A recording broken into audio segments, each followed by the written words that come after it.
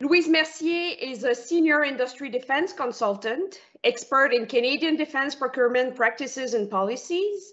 She brings 30+ years of experience to Canadian military acquisition process and is an expert in the practices and policies of the defense procurement process. Clearly the right person to moderate a panel such as the one we have for you today. So, Madame Mercier, à vous. Bien, merci Caroline, ça m'a fait plaisir d'être ici avec vous aujourd'hui. Bonjour à tout le monde, je m'appelle Louise Mercier et j'ai le grand plaisir de modérer ce panel. Good morning, my name is Louise Mercier, as you've heard, and I'm very pleased to be moderating this international panel today for Aero Montreal. Our subject today is about market outlooks. The team at Aero Montreal has done a superior job of bringing you 4 expert panelists, one from Canada, one from the United States, one from Nato, and one from Europe. We have with us today Mr. Al Stevenson representing the view from Canada, Mr. Bart Lusink from Eurodev, Lieutenant Colonel Stephen Cahill, you see him in his uniform there, but he won't be in uniform today, and Mr. Chip Langdon, retired Commander Chip Langdon, from LSI, and we'll get a little more into that a little later. It's been a busy time with COVID for the defense sector, and just to set the scene before I introduce Alan Stevenson in detail, Deloitte released a study in 2020, and they predicted that global defense expenditures would soar. And so with people who are in the defense market, people who in Canada, the United States, certainly Europe and our allied nations and NATO, where is this money? How do we access it? And what are the important principles of each of those markets? The defense military expenditures were predicted to move up. Demand for military equipment was expected to rise, according to Deloitte, in part in response to a persistent global threat. And with some specific focus, they predicted in the Pacific Rim region. And so with that, as we look at the demand for military equipment of all kinds, I'd like to introduce our first panelist, Mr. Alan Stevenson. He's an aviation and defense consultant from here in beautiful downtown Canada, here in Ottawa. He has got 10 years of experience in military-industrial relationship. He's an academic fellow with the Canadian Global Affairs Institute with Dr. David Perry. When he retired as a colonel from the Royal Canadian Air Force, he completed his PhD in political science at Carleton University, and his thesis was on Canadian national security culture. He brings so many distinguished accolades and recognitions that include being a graduate of Royal Roads with a BSc in physics, United States Air Force Air War College, and the Master in Strategic Studies. Alan was a CF-18 pilot. He has many deployments to speak of, but today he is here to speak to us about the Canadian market. So with that, please join me in welcoming Alan Stevenson. Alan, over to you. Bonjour à tous. Good morning. It's my pleasure to provide a quick overview of the Canadian market. And I'd like to begin with talking about 2 areas that you have access to, the Departmental Plan 2021, which is a short picture of the procurement horizon. It emphasizes what's been achieved and will soon be achieved objectives, and it addresses operational tempo, deployments, and opportunities such as unsolicited proposals, pop-up requests for information, and requests for proposals. The Defense Capabilities Blueprint, the other link that I have provided, really hasn't been updated since January 2020, although certain programs have been, projects have been updated in the past 6 months. This is the go-to place to find contact information and basic information on the individual programs that might be of interest to you as small and medium enterprises. This chart shows you an overview of the spending estimates by core responsibilities. So there are opportunities pretty much in each one of these pillars for individual companies out there that have an interest in these areas. And importantly, you'll see in the procurement of capabilities, it's a $4.7 billion expenditure this year. It's programmed to go down to $3.5 billion in 2023, and then in the outer years go back up. So the impact of recent events on DND and the Canadian Armed Forces, Minister Anita Anand has newly been appointed and is still waiting for the mandate letter to be made public, which word on the street says may not happen until January 2022. However, the government has signaled already. So in light of the sexual misconduct scandals, the #1 priority for this minister will be to provide an environment which is safe to work in for all Canadian Armed Forces and DND personnel. Secondly, COP26 and the greening of government is a priority of the current government, and this will have an impact on all DND procurements and operations. Now, the instability in the senior ranks, the disruption that this has caused will have negative effects on procurement process due to the shifting assignments needed for decision-making and project continuity. It's difficult to get projects moved forward when you don't have individuals that are staying in one position long enough to see them through. Cybersecurity, digitization has emerged as an underlying principle of DND infrastructure, procurement, and CAF operations that needs to begin immediately and well into the future. Another government priority is the essential requirement to consult and work with and for the Indigenous communities. This plays out in a lot of the bids, ITB, VP, socioeconomic aspects that the government contracts require. Now, one of the transitional aspects of civilian and defense areas, the government of Quebec and the government of Canada are providing assistance to the greening of aviation to the tune of $685 million to the Quebec aerospace companies. This is, again, identifies an area of opportunity for those that can find a way to take a look at this. So when you take a look at the defense market considerations, the speech from the throne, which should happen at the end of the month, and the mandate letters give the shape of the crystal ball that you can take a look at and understand where this government wants to go and where it wants to spend its money.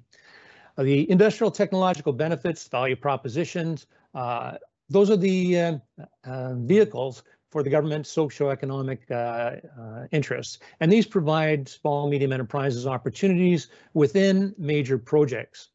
The ITV-VP is this priority for the government, and it will continue to be mandated. So small and medium enterprises need to consider this civil-military overlap, that just because they're military opportunities doesn't mean that there aren't civilian applications, and vice versa. So this pan-service crossover technologies that affect each of these services, Army, Navy, Air Force, need to be analyzed when you as a small and medium enterprise are starting to look for opportunities within larger bids or in bids yourself. So the greening of defense is part of this departmental plan. And so the target of 40% reduction within 2025, there are a lot of near-term opportunities in this area, as well as long-term benefits via R&D, because these are areas that have long-term benefits, given that the aviation and maritime operations constitute about 50% of the carbon footprint. So as you've heard in the previous panels, there will be opportunities within the larger programs and through their ITB-VP requirements and their bid requirements to include small and medium enterprises. Here is a list of some of the procurement projects that are included in the departmental plan that are either in definition stage or in implementation. And so some of the key ones that you can see here, you've heard of the CSC program that was presented in the previous panel, although right now it is over budget and is totally unaffordable if we're going to be moving forward with the total number of ships that are planned for. Fixed wing search and rescue is having some teething problems. Opportunities are available in that program. The strategic tanker transport capability is being fast-tracked again opportunities to present themselves, as well as a number of these other projects, which I won't get into detail, but are available through the Defense Capability Blueprint. So additional considerations, the procurement process is still not under control. And Minister Anand, the former Minister of Public Services and Procurement, there was expectations and hope that the strong and secure and engaged procurement reform might occur, but her bandwidth is only so much. And so we can anticipate that strong, secure, and engaged and major projects that will be reviewed during her tenure, as a current capitalization plan is really unaffordable. There are insufficient human resources in the project offices, and although everything has been fully funded and 70% of these projects are behind schedule, increased costs, inflation, COVID, supply chain issues will cause some issues, and we need to look to the people that are involved in the procurement process. And currently there's 7,500 personnel short on the preferred manning level, and more are on their way out. This is going to cause delays and also increase the costs as projects are not moved forward to Treasury Board. Defense is the largest discretionary budget that has been used to address national deficits in the past. However, we do know in the near term with this minority government, the NDP and the Bloc, which will need to be using their votes to keep the minority government afloat, like to spend. And so we don't necessarily see short-term problems in this area. However, with the deficit going north of $1 trillion at this point, those have to be taken into consideration. Chinese and Russian great power politics may save the defense budget. If all is quiet, defense will experience significant cuts. A lot will be determined with the three amigos speaking in Washington today, and where the U.S. stands on defense and security issues vis-a-vis Canada. So despite all these uncertainties, opportunities exist. In the short term, there will be opportunities in the greening. The key is to understand new government priorities and where these priorities fit within your area of interest. So with that, I'll turn it back over to Louise, and thank you for this opportunity to speak to you.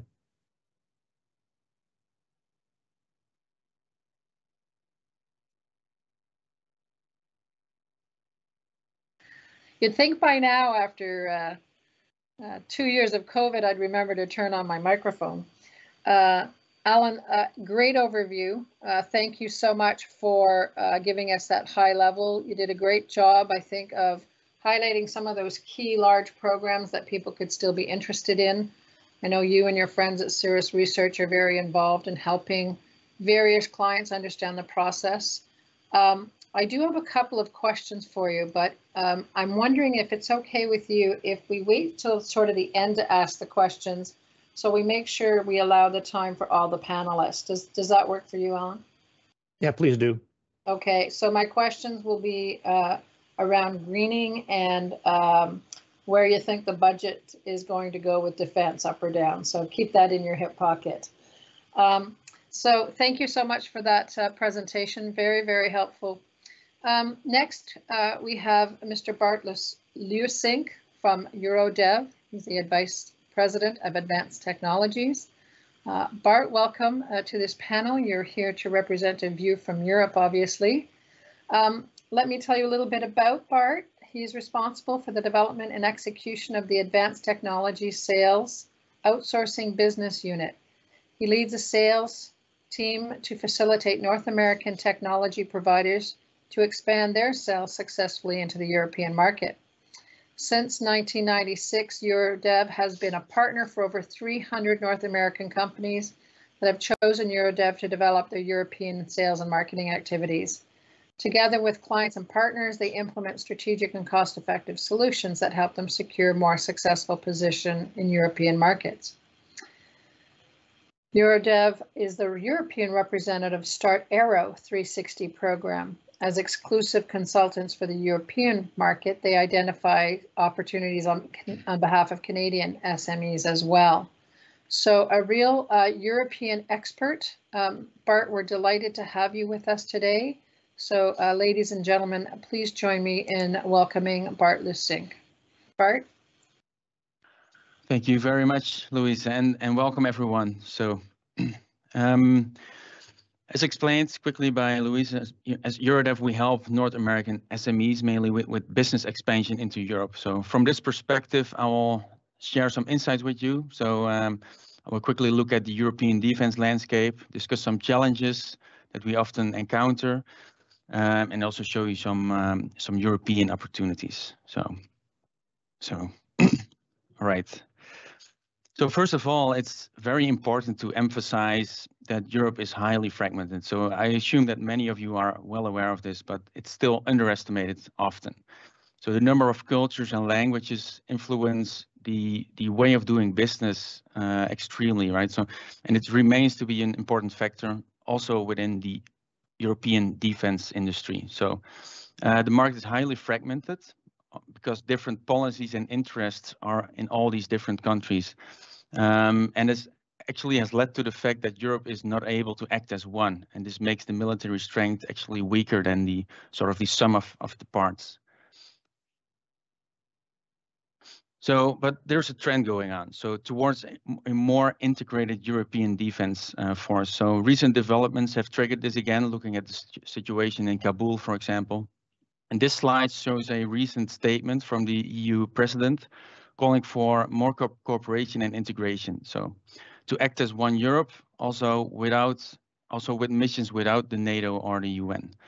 So possible future changes are mentioned by her as well. So having a European-wide joint situational awareness center, improving interoperability, and becoming a leader in cybersecurity are high on the agenda. So we see a shift towards more integration in Europe. So besides that, I wanted to talk quickly about some challenges for Canadian companies. So you see a list here with some of these aspects. There are many more, but it's a fact that about 75% of product launches are not successful and lead to a decision to quit within a year or two. So it's important to don't underestimate this, right?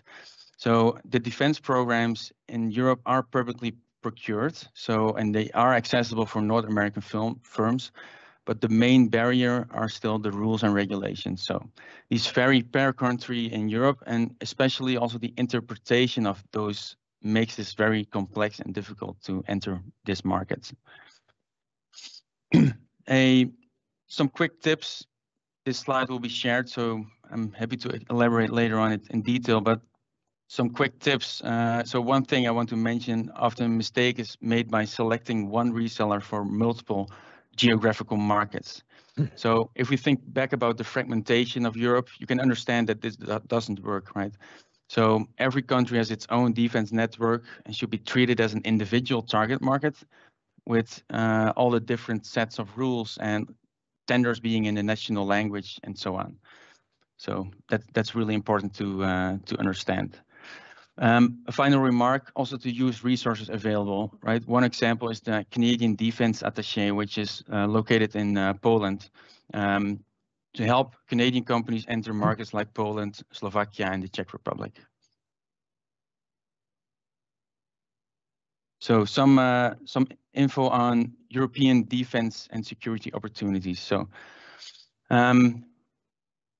we're taking European perspective here, right? We cannot consider all the national programs in a 15-minute presentation.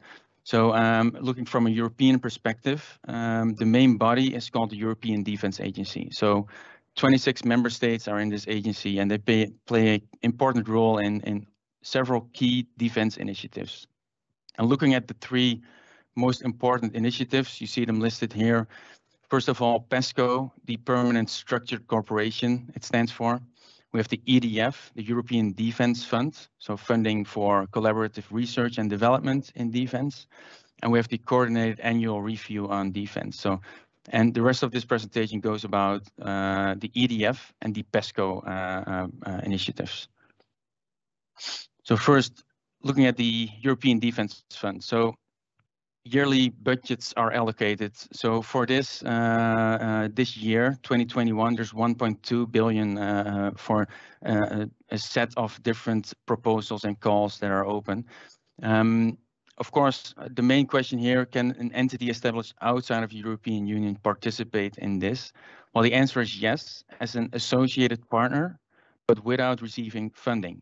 But it does generate opportunities to do business in Europe, obviously, because these programs are happening and often very visible as well, because they need to be aligned with publication rules and everything. So transparency is important.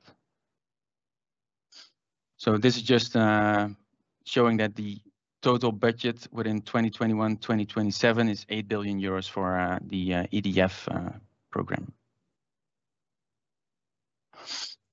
Talking a bit about PESCO as well. So the permanent structured cooperation, actually meaning the integration of armed forces of 25 European member states. So some say this could be the blueprint for a future European army. There's many discussions on that, but I will not go into that right now. If we look at this in a bit more detail, so it's interesting because the initiatives are among all these different members. So there's always multiple countries participating in defense projects. And unique here is that it's legally binding nature that is promised, sort of increasing defense spending, planning and development of capabilities in Europe. And actually this week we have seen 14 new projects starting, so giving a total of 60 projects within the PESCO program. So looking at some specific areas, so first of all, maritime.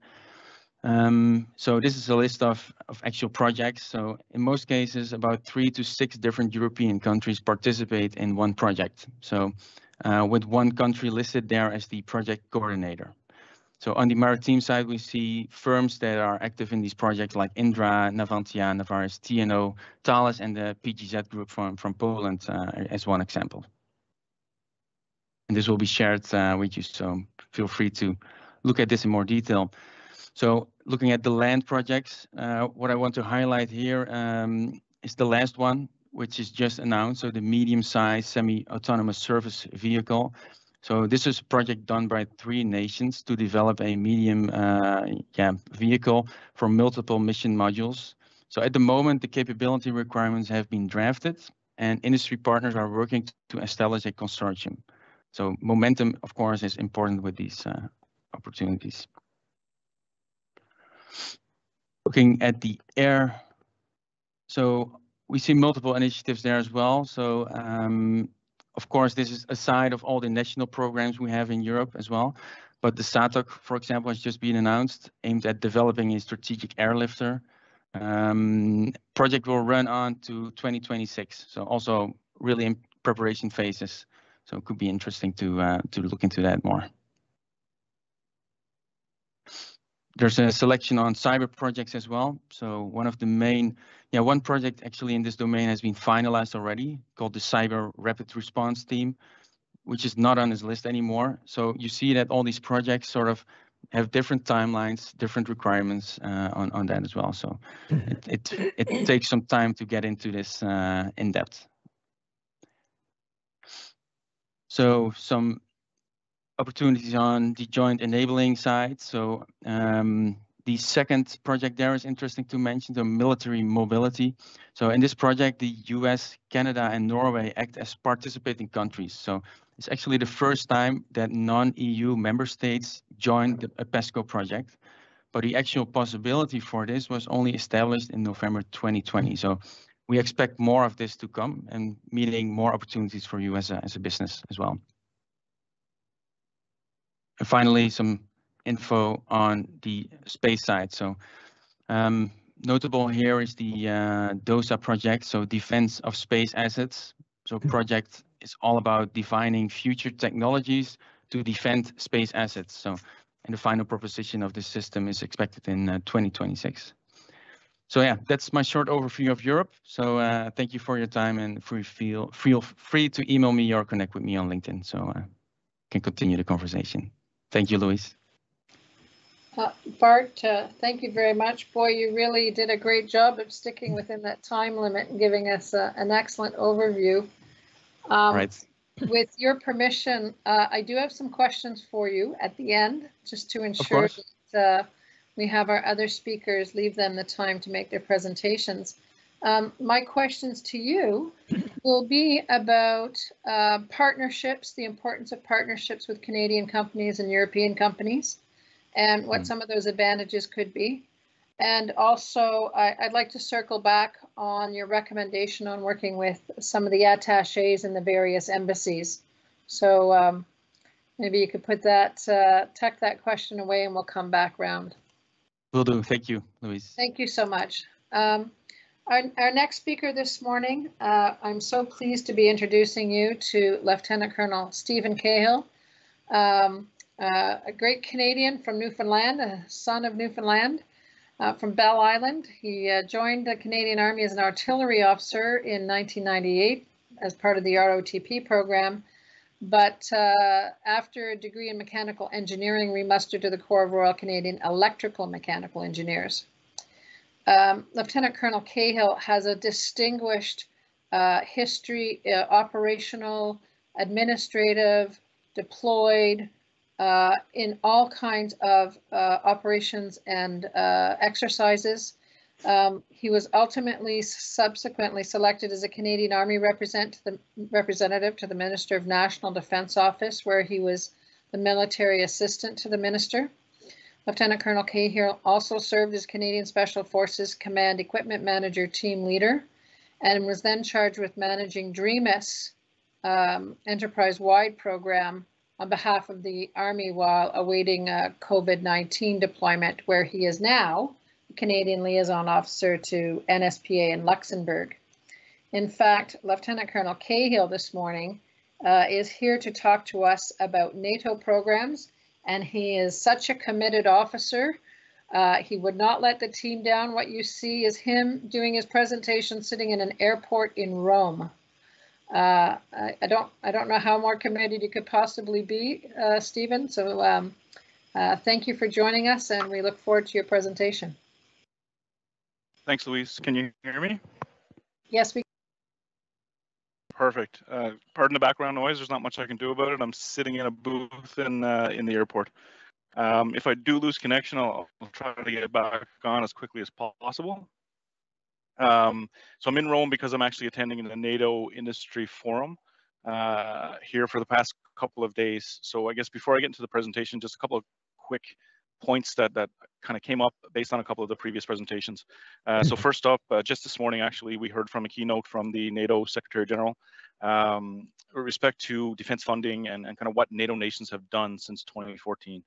And I use 2014 because since that time frame, you know, when ISIS came onto the scene, NATO spending across all nations has been up to the point where there's been, over the past 7 years, an increase of $260 billion US spending. And that's only forecasted to increase as we kind of move forward. Just to point on I guess some of a difference between the EU piece that Bart just spoke about and kind of NATO, inside of NATO, where I am right now, one of the nations can actually bid on NATO opportunities. NATO has 2 official languages, English and French. And I guess the programs, the key to that is that the programs, once they're advertised through the NATO and or other mechanisms, the RFPs are at a stage where they can be bid on and proposals done up. So there's not a lot of working through a development piece unless you're getting into the studies aspect.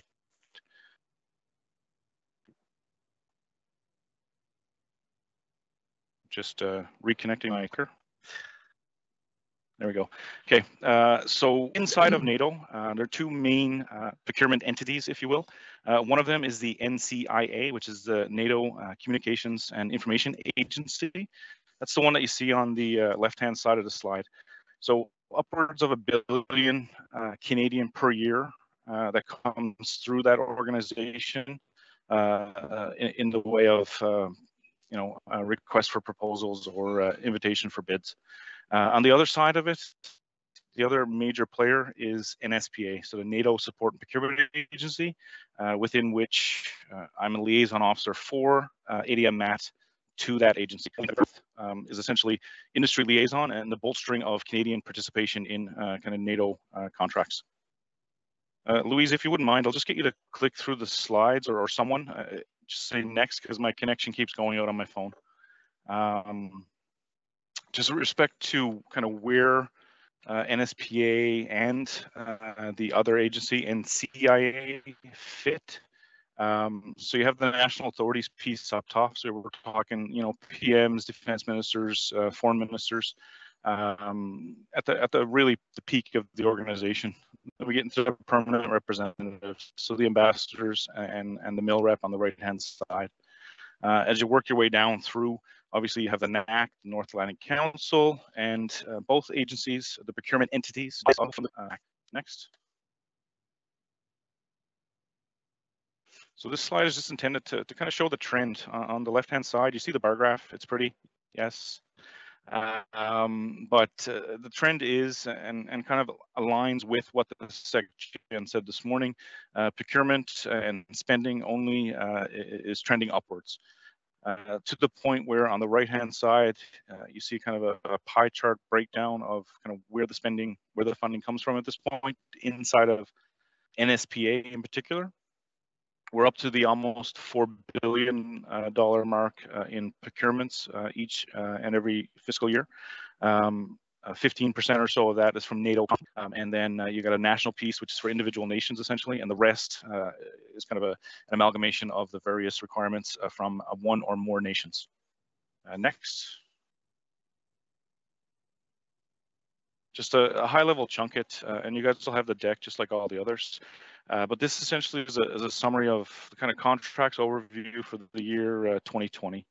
And you may not be able to make out which country is which there, but what you can walk away with is Canada's, I guess, ask into NSPA as a contracting mechanism is relatively low, kind of on the less than half when we're talking to 30 nations in NATO, and I guess the bonus to that is we're balanced. So we're relatively low on the contracts that are awarded to Canadian industry as well, in and around a 22 million euro mark per year. But it has grown in recent past, in the past 4 or 5 years. It's continued to grow, and it looks as though it will continue in the future. And one of the main reasons for that is there was a Treasury Board submission just approved by TB earlier this fiscal year to come into effect, hopefully in the spring of 22, which will allow the Canadian government to contract more through NSPA to the tune of 190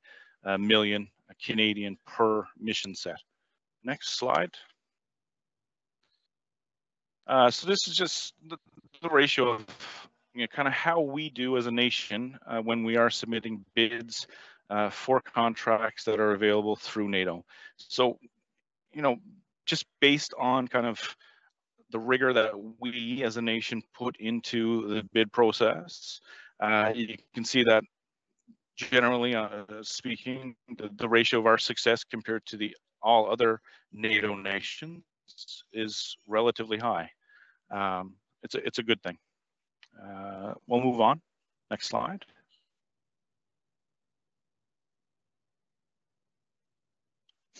So procurement principles, for those of you that my predecessor, Lieutenant Colonel Martin Bedard, who's now retired, he was the first gentleman in the job that I'm doing now.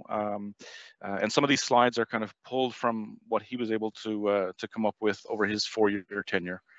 So just to kind of, level the playing field or answer some of those kind of out there questions, is NATO's procurement policies, or do they work for us Canadians?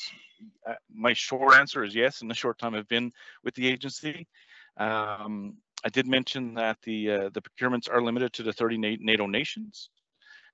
NATO does adhere to the international competitive bidding process. It is very, very similar, almost identical to those processes, the lowest cost compliant award process, if you will.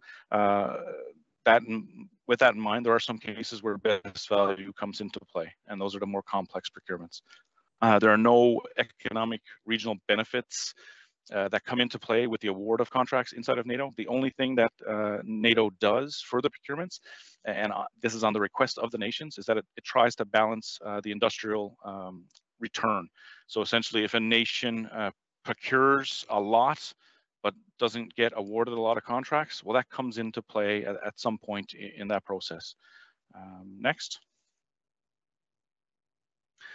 Just with respect to current opportunities, this is, I couldn't possibly put them all up. At this point, we're talking hundreds of opportunities that are currently live and available for perusal and ultimately bid, should an industry partner choose to do so. So on the left-hand side, those are the opportunities, kind of broad categories of where they fit for the NCIA portion. And then over on the right-hand side, there are over 450 opportunities that are currently live, and they range from anywhere around the 80,000 euro mark all the way up to multi-million, approaching the billion-dollar piece. Next. With respect to process, so left-hand side, again, kind of process pieces that are specific to NCIA and how to go about kind of searching and getting involved in that side of things. And the same can be said on the right-hand side for NSPA. So for the NCIA piece, you're looking to get on to the website, which I have embedded in the presentation later. You essentially find an NOI, an opportunity that you're interested in. You grab that opportunity, you package it, they will get you included in the distribution for the official documentation for that project. They also do a delegation of eligibility, which essentially is Canada saying that your company is Canadian and that you are legitimate and therefore are a NATO entity that can bid on those opportunities. Unfortunately, on the NCIA side, you have to do that for each and every opportunity that you want to bid on. Over on the right-hand side, on their NSPA, it seems to be an easier process for me. Again, I'm not an industry representative by no means, but essentially you get onto the the main NSPA website, which again is embedded in the next couple of slides. You actually register through the website under the vendor registration section. While you're in there, you can actually subscribe to particular areas, and then you will receive official documentation for those pieces. I guess a note here or a tip, obviously bid the requirement and nothing more. It is lowest cost compliant. So next slide. So procurement websites, great. There are live links in the presentation. I guess the new addition to the bottom there is the Global Bid Opportunity Finder, and that's an initiative by the Canadian Commercial Corporation to put together kind of a site that pulls in opportunities from across the globe. So it has gone live. That notice has gone out through our industry contact list. And I suggest that you do get on there and kind of peruse around, and perhaps that could be your one-stop shop in the future. A couple of tips associated with working with or looking for opportunities in NATO. I would suggest that folks that are in the information communications kind of realm, that they do peruse the NCIA website, get involved with the NITEC and the NIAS events that happen.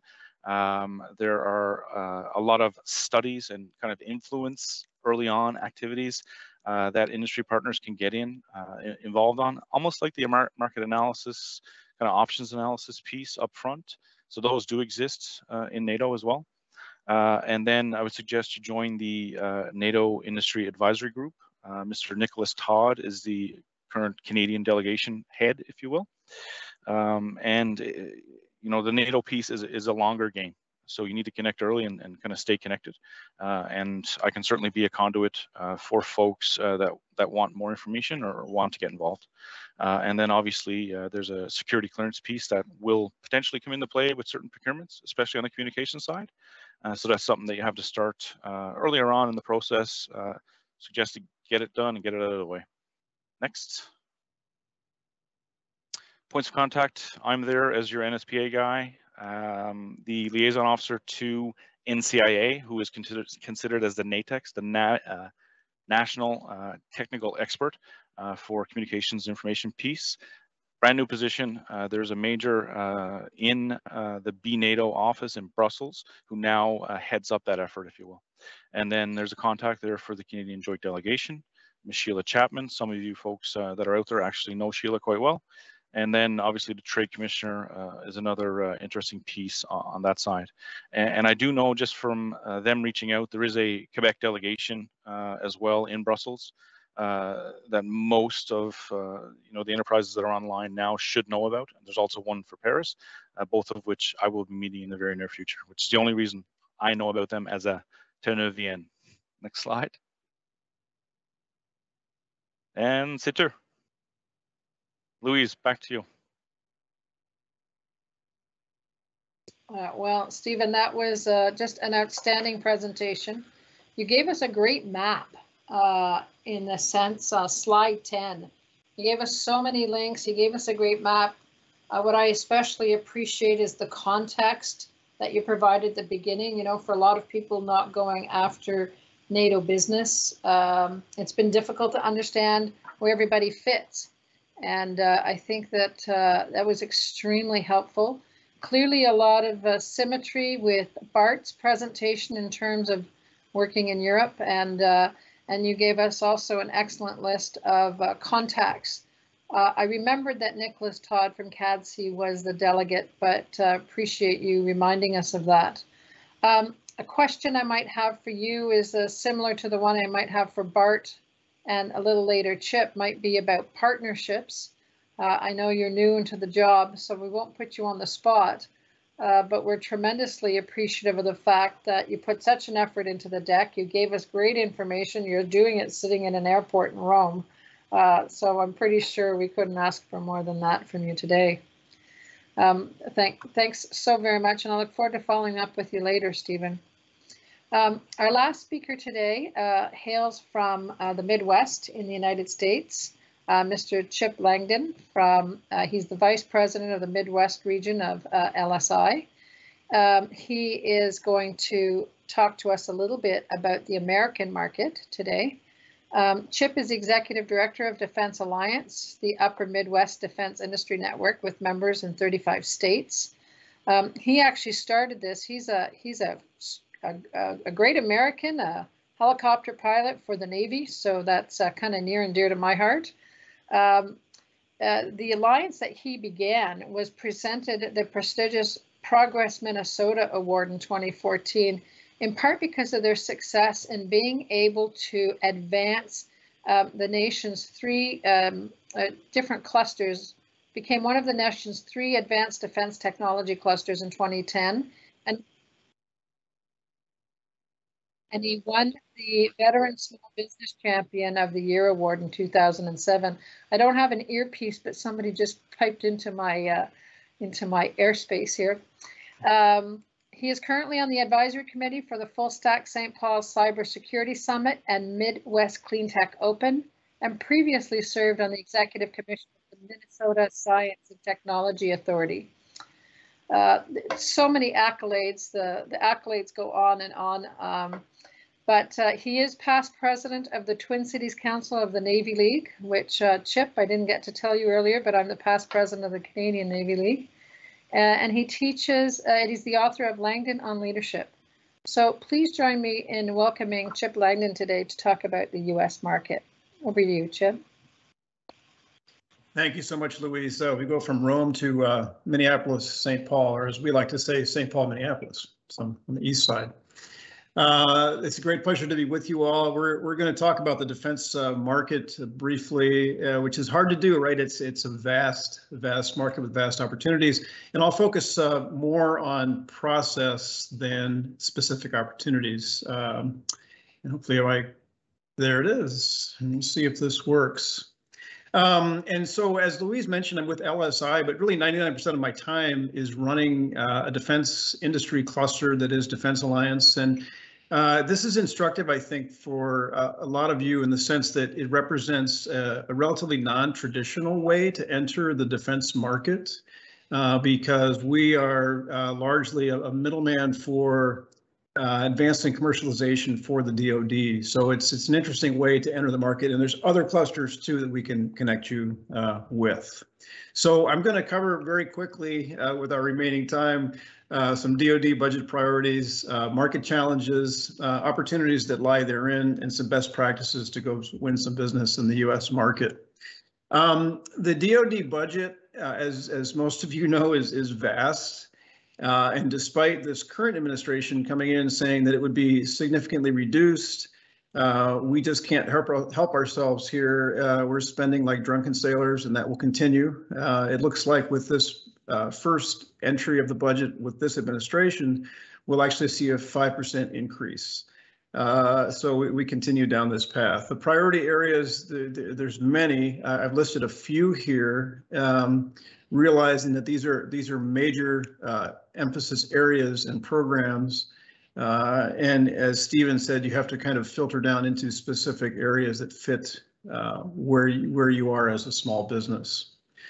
And then secondly, so that's the overall budget picture again, which is vast. And the other piece of this picture in the US, and I'm sure you're aware of this, and it's happening in Canada, is it's chaotic. And I've been doing this, I retired in 2004 from the Navy. I've been doing this ever since, this being defense contracting, federal work. I've never seen it this chaotic, despite all the dollars that are available out there, with supply chain disruptions, labor force issues, significant inflation, which is going to slow programs down, and of course the cyber threats that we have. And I point these two things out, the overall budget situation and priorities and the market challenges, because in terms of process, if I put myself in the place of a small Canadian business trying to enter the market, number one, I think, is again, targeting something that makes sense. The green tech, which is happening down here as well. If you can bring green solutions and added capability to a defense program, fantastic. And then on the market challenges side, and this I'll get into with best practices a little bit, can you show up as part of the solution to one or more of these challenges? Because the chaos is rampant, and the large prime contractors are dealing with it. If you can show up as a small business to alleviate some of that pressure, that's a great strategy to come to the market with. Okay, and this is a prompt really from Louise, and I appreciate you doing this. I wanted to show, if you're a small business, how do you enter? Or perhaps you're already entered and you want to do more. And I'm very kind of process centric with our defense cluster here. So this is a process map that I think may help you look at where to do some research to figure out where you fit, and then where to go to find opportunities. So looking on the left, if you're a small Canadian company and you have a product, a service, or an innovation, ask yourself, where does it fit? What's the application that you can identify in the defense market? And then moving to the right, where do you fit in the TRL level, technological readiness level? Are you down in the long-term research and development area, or are you on the top for something off the shelf? You can enter it right now. That's instructive in terms of what type of money you chase. So as you move then to the right, where you do your market research, generally speaking, goes from top to bottom to follow that technological readiness level area. USAspending.gov, for instance, it's a great business research tool. We have the most transparent defense industry on the planet. I don't know why we worry about cybersecurity sometimes. We put everything out there anyway. USA spending tells you everything the government buys and who is selling it to them. So it's a huge business intelligence area. So it's just as one example. And then moving to the right, translate that into finding specific opportunities, which, as most of you know, is with sam.gov, which used to be FedBizOps. But then there's other ways to go find specific opportunities. For instance, if it's off the shelf, you may think about GSA schedule or something like that. So here's one kind of example, a case study, if you will. I'm a small firm in Canada, and I make a really great flux capacitor. And I think it fits in an unmanned aerial vehicle. Maybe it's a better power management system. I think that this is an off-the-shelf product, but to fit it into a UAV, it's going to need some modifications. So I'm moving up on the TRO level, looking for money that's kind of in the top part of this process map. If you follow the yellow arrows from there, there's really 4 thrust areas that I think you may find some luck connecting with a customer, talk to a National Guardsman that flies UAVs, find out what's not working in their system. Go to USA Spending, find out who's currently selling these things. Go to broad agency announcements, which come from places like Air Force Research Lab, where they list things by topic area, and we can help you find those. And then go to conferences, and there's something called Tech Connect World, which we have actually connected a lot of our members to, which is really the biggest buying area for government now in terms of conferences. So those are kind of 4 thrust areas that you find some opportunities and some basic research. And if you follow the green arrows from there, and this is actually based on a real case study. At the top, Voice of the Customer led this company to getting this power management system into an innovation portal through the Special Operations Forces website, SoftWorks. The second green arrow down, USA Spending identified companies that are currently making UAVs that need better power management systems, led them to partner with a US firm. The third arrow down, the broad agency announcement, led them to find a specific BAA topic area to suggest a topic to have a better system for the Air Force. And then the last one, this company went to Tech Connect World and presented, and that gave them a chance to partner with that US company and move forward. So again, just a kind of a process map, a case study, how you might attack the market. And then I'll leave you with some best practices. You know, there's, again, getting back to what I said earlier, there's so much chaos out there. Can you come to the market and be an antidote to some of this chaos? Show up ready to perform, be cyber secure, really know the challenges that the customer faces, make it easier for them, not just for the product, but for the process. Consider adjusting your status. Maybe you want to partner with a US company, as I mentioned, maybe create a wholly owned US subsidiary to make it easier to sell into the US market. Third, approach the prime contractors. The Lockheed Martin presentation obviously is a great example this morning. These primes are eager right now for new suppliers. Pay attention to non-traditional sources of contracting. As I mentioned, connect with places like Defense Alliance and other transaction authorities, which we can connect you with.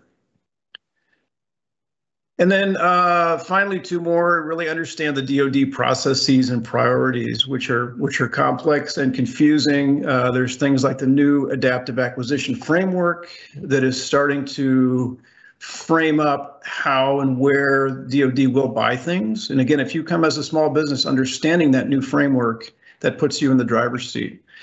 And then finally, show up where the DoD buyers show up. I mentioned the Tech Connect World Conference, respond to requests for information, not just RFPs, and you'll find those on sam.gov. And then go to prime contractor supply chain days, because all the big primes, again, they're pushing supply chain and they need you. So that's all I have. And you'll have the slide deck and you can access us at any time. We're happy to help small business wherever they are in the world, with a few exceptions. Well, Chip, thanks so very much for that presentation today. I think you gave us an excellent roadmap.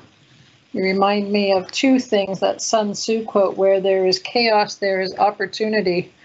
And so you've certainly presented a full opportunity list. We do have just a few minutes. I am mindful of the time we are allocated, and each of our panelists were so respectful of the time. If I could, I'll pick just one or two questions sort of in rapid fire for each of you. Alan, I promised I would come back to you for a prophecy on Canadian defence spending. What are your thoughts? 1 minute or less. Well, we know that defense is never a high priority politically, but certainly the socioeconomic benefits that come along with defense expenditure is something that the government is keen to do. And so the government has been on track with the funding that they said in Strong, Secure and Engaged, and I would predict that they would do that again and continue with it. With large purchases, the strategic tanker capability, a $5 billion project, future fighter, some of these may be moved forward when they take a look at all of the projects out there, so that some of the spending can be brought into the Canadian economy to make up for some of the challenges. So I don't see a big change in it, but there may be some movement of priorities for this government. So you see spending being kind of protected. We got some big ticket items on there. The one thing I noticed missing from your list was NORAD modernization. So maybe we can get our friends at Aero Montreal next year to have a panel just on that and have you lead that one. What do you think? That'd be wonderful. Bart, quick question, mindful of the time. I know Caroline is sitting in the wings to take over the discussion, but the importance of partnering with defense companies in Europe. Can you speak to that? Lost the connection bit there, but I think I understand the question. So yeah, it's really important because the market in Europe, the one country being transparent, like the Netherlands, where they just publish a 160-page document with opportunities in defense. And on the other hand, you have the Western European countries where, Eastern European, sorry, where there's not a lot of transparency on that. So having local people be aware of what is happening and connecting with the primes and everyone in the supply chain, that's essential to get into the market. Indeed. And I would point folks who are listening to this panel today directly to Bart. He has helped dozens, hundreds of companies find their way into that market. So Bart, thank you so much for your expertise and your leadership in this panel today. I'd like to just ask Chip a quick question. Same kind of discussion. Clearly, you're being awarded for helping grow the defense market in the Midwest, Northern Midwest.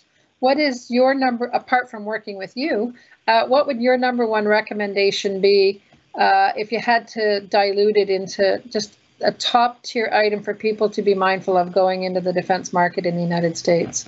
Yeah, interesting. And I say this regardless of where the company is from or what they make. Come to solve a solution, don't sell a product. And I know that's obvious if you're in business development sales, perhaps, but it's amazing to me how many companies forget that. Come to solve their problem. And with the U.S. defense market, we say cost is important, and we say special categories is important, being woman-owned, veteran-owned, all these things.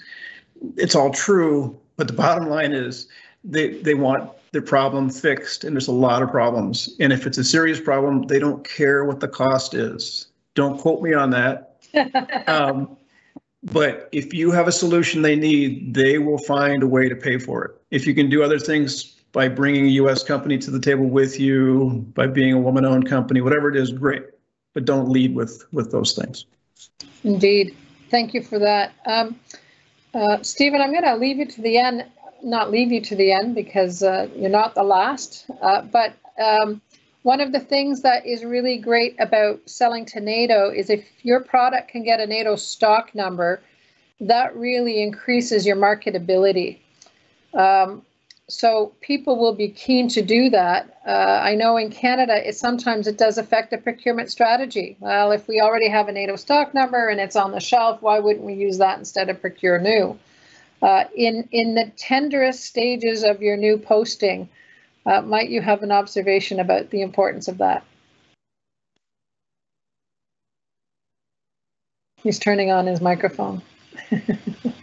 I did. I started, and then I realized it is 2021, and we spent a couple of years. The NATO stock number piece, from what I've seen in the 2 months I've been on the job, is not. Yes, it's important. It's important for being, a supplier against a supply arrangement, or a predetermined, off-the-shelf kind of product. Hey, we've got it. We have the number. It meets the classifications. It's there and it's accessible. That's important, absolutely. But when you're talking new procurements and new requirements, it is not up there on that list as high as it would be for something like a supply arrangement. Roger, Roger. Well, gentlemen, it's been my privilege and my honor to participate in this panel with each of you. Each of you are experts in your own areas, and you've graciously donated your time to today's panel.